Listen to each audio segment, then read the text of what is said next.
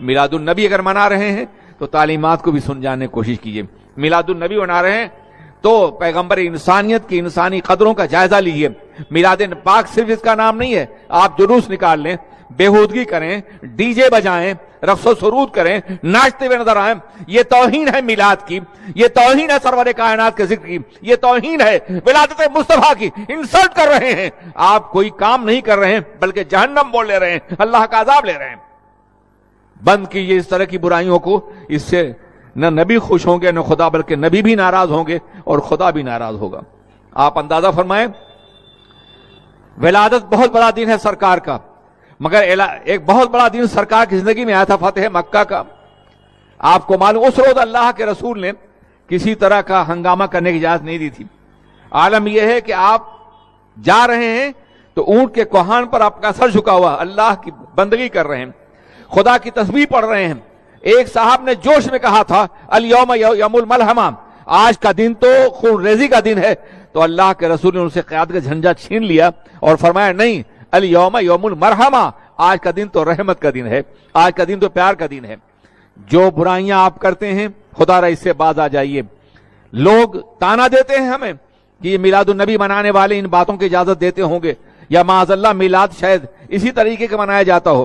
ہم نے یورپ میں اس طرح کی رسم رکھی, وہاں ڈی جے نہیں بجانے دیتے, ہم وہاں ناچنے نہیں دیتے, وہاں کودنے نہیں دیتے, بلکہ میلاد کا جلوس نکلتا ہے برمنگھم میں, مانچسٹر میں نکلتا ہے, اسی طرح سے یورپ کے مختلف ملکوں میں نکلتا ہے.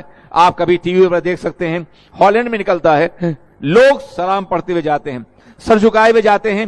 کچھ کتاب سے انگلش اور ڈچ میں ہوتے ہیں, جرمن میں, جو غیر مسلموں کو تقسیم کرتے ہیں, اور ایک مٹھائی اور ایک پھول ہر غیر مسلم کو تقسیم کیا جاتا ہے, اور رسول پاک کی رحمت اور ان کی حیات کا تذکرہ ہوتا ہے.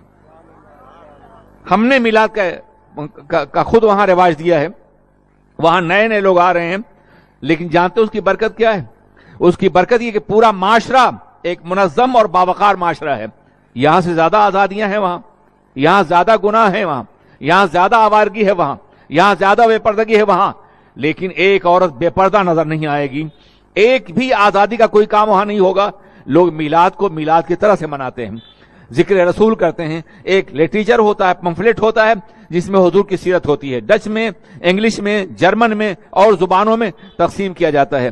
ایک پھول ہوتا ہے, مٹھائی ہوتی ہے, کبھی ایک ڈبہ ہوتا ہے, کبھی چند مٹھائی ہوتی ہے, جو سڑک پہ کھڑے ہوئے غیر مسلموں کو, انگلش کو, ڈچ کو اور جرمن کو دی جاتی ہے تاکہ وہ سرکار کی سیرت پڑھ سکیں, سرکار کو جان سکیں. آپ کیا کر رہے ہیں؟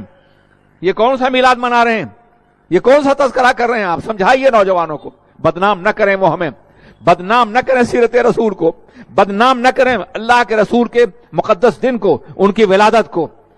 میں عرض کرنا چاہتا ہوں, سرکار نے فتح مکہ کی خوشی بھی اس طرح نہیں منائی جیسے کہ تم سرکار کی ولادت کا دن منا رہے ہو. یہ طریقہ غلط ہے. اچھا ہے مجھے بلا لیا گیا ہے, میں اپنے محسوسات اور جذبات کو پیش کر رہا ہوں. آپ نوجوانوں کو ڈانٹیے نہیں, آپ انہیں برا نہ کہیے, دھکا مت دیجیے, پیار سے سمجھائیے, بیٹا سرکار خوش نہیں ہوں گے, بیٹا اس سے اللہ راضی ہوگا نہیں ہوگا, بیٹا اس سے خدا ناراض ہوگا, بیٹا اس سے اسلام بدنام ہوگا.